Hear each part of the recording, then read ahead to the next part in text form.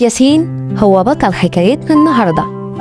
الحكاية اللي بتتكلم على الاجتهاد وتقدير الذات، واللي هنتعلم منها إننا ما نحكمش على الناس بمظهرهم، لأن الجوهر هو الأهم. يلا نبدأ الحكاية.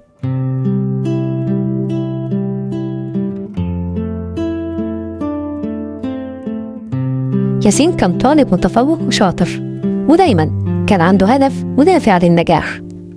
كان يتيم وكان عايش هو وباباه لوحدهم، وده خلاه يفهم إنه عليه واجبات ومسؤوليات لازم يقوم بيها. والد ياسين كان شغال عامل بسيط في المدرسة، نفس المدرسة اللي ابنه كان فيها في 6 ابتدائي. ياسين كان فخور بوالده وحاسس هو بيتعب ازاي عشان يوفر له كل اللي محتاجه. كان بيجتهد ويذاكر عشان يتفوق ويفرحه. كان نفسه يبقى حاجة كبيرة عشان يساعده ويريحه بعد تعب السنين. ومع بداية السنة الجديدة اتنقل للمدرسة طالب جديد، كريم. والده كان غني ومشهور، وده خلاه يحس إنه لازم يبقى أهم واحد في المدرسة. لكن اللي حصل إنه طول الوقت كان شايف حب واحترام كل اللي في المدرسة لياسين، وده خلاه متغاظ منه. كان حاسس إنه هو نجم المدرسة الحقيقي. مرت الأيام بسرعة وبدأت مرحلة الجد. امتحانات نص السنة خلاص بقت على الأبواب، والكل بدأ يركز في دروسه ومذاكرته. طبعا ما هو اللي عايز ينجح لازم يجتهد ويتعب. الوحيد اللي ما كانش مؤمن بالموضوع ده هو كريم. كان شايف إنه ممكن ينجح من غير ما يتعب. أما والده، وبرغم إنه كان غني ومشهور فعلا، إلا إنه كان راجل مكافح حقق نجاحه بمجهوده. مشكلته الوحيدة كانت في ابنه اللي واخد الدنيا لعب وهزار. عشان كده حاول يشجعه ووعده بجائزة كبيرة بشرط إنه يطلع الأول على المدرسة. في نفس الوقت كان ياسين بيذاكر وبيجتهد وبيساعد باباه في البيت، لأنه كان حاسس إنه هو كمان عليه مسؤوليات لازم يتحملها. وفي ليلة من الليالي وبعد يوم طويل من المذاكرة والتعب، ياسين قعد لوحده في اوضته قفل الكشكول بتاعه. لأول مرة يحس بتقل في قلبه. قال لنفسه بصوت واطي: هو أنا لازم أستحمل دايما؟ هو التعب ده كله في الآخر هيجيب نتيجة؟ في اللحظة دي والده دخل الأوضة من غير ما يتكلم، قرب منه وحضنه. ياسين مالش حاجة، بس الحضن ده خلاه يحس إن تعبه مش هيروح على الفاضي. خلصت الامتحانات والكل كان مستني النتيجة. ناظر المدرسة قال لوالد ياسين يجيب كشوف النتيجة عشان يعلنها، وأول ما جابها له بدأ المدير يقرأ أسامي الطلبة الأوائل. بس الغريبة إنه بدأ بصاحب المركز الثاني وكمل لغاية المركز العاشر. أولياء الأمور اللي سمعوا أسماء أولادهم كانوا فرحانين وبيحتفلوا. الصوت كان عالي قوي، عشان كده الناظر طلب منهم الهدوء. الطالب اللي حصل على المركز الأول السنة دي هو ياسين. الطلبة والمدرسين كانوا بيهنوا ياسين وباباه لأنه كان يستحق النجاح. الوحيد اللي كان زعلان وغضبان كان كريم، اللي زاد كرهه لياسين وقرر إنه لازم يبوظ فرحته. والد كريم حاول يطيب خاطر ابنه ووعده إنه هيجيب له هدية أكبر في نهاية السنة لو طلع من ال10 الأوائل. بس كريم ما كانش مهتم، كل تفكيره كان إزاي يقدر يضايق ياسين.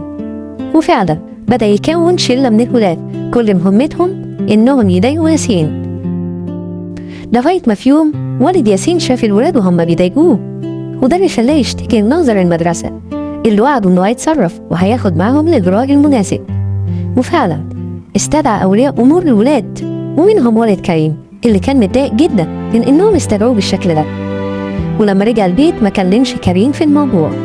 كل اللي عمله إنه طلب منه إنه يذاكر كويس عشان يعوض اللي فاته ويدخل في ترتيب ال10 الأوائل آخر السنة، وقال له إنه داخل على مشروع كبير قوي، وإن بعد ما يخلصوا هيجيب له هدية كبيرة جدا. وفي يوم من الأيام كريم رجع البيت بدري، دخل أوضته وقعد على مكتبه وفتح الكتاب، حاول يذاكر ويحل شوية أسئلة. بص في الصفحة الأولى ومعرفش يحل أي سؤال. قلب الصفحة التانية والتالتة، نفس الإحساس ونفس النتيجة. كريم قفل الكتاب بعصبية، والأول مرة سأل نفسه سؤال بسيط وصعب: هو أنا فعلا أحسن واحد في المدرسة؟ ولا بس متعود إن كل حاجة تجيلي بسهولة؟ بعد فترة بسيطة حصلت حاجة غيرت تفاصيل قصتنا كلها، كأنها اختبار من ربنا للولد المغرور ده. اللي حصل إن الشركة والمشروع الكبير اللي بابا كان داخله حصل له مشكلة كبيرة، وده أثر على وضعهم المالي وخلاهم يضطروا يسيبوا بيتهم الكبير وينقلوا في شقة صغيرة متواضعة. المفاجأة بقى إن ياسين ووالده كانوا جيران كريم، والمفاجأة الأغرب إنهم كانوا بيعاملوه كويس جدا. في الفترة دي حاجات كتير اتلخبطت جوه كريم، لأول مرة يراجع نفسه، والأول مرة يحس إنه ضعيف ومكسور. بعد كام يوم كريم وياسين اتقابلوا صدفة في نفس الباص اللي بيركبوه عشان يروحوا المدرسة. ياسين سلم على كريم وابتسم له. كريم كان متلخبط، ما كانش عارف يقول ايه. ياسين سبق وقال له انه مش زعلان منه، وانه مستعد يبدأ معاه صفحة جديدة يكونوا فيها أكتر من الإخوات. مرت الأيام ووصلنا لامتحانات آخر السنة.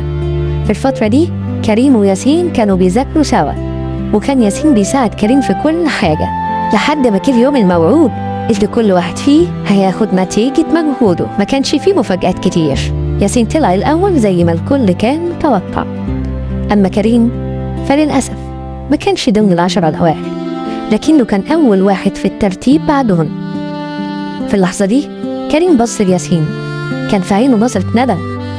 قرب منه وبدأ يتكلم، صوته كان واطي لكن صادق. أنا كنت فاكر إني أفضل منك عشان ظروفي أحسن، لكن الظروف اللي أنا فيها دلوقتي علمتني حاجات كتير، وعرفتني معنى الاجتهاد والنجاح الحقيقي. علمتني معنى التواضع والاحترام. عشان كده أنا بعتذر لك عن كل لحظة ضايقتك فيها.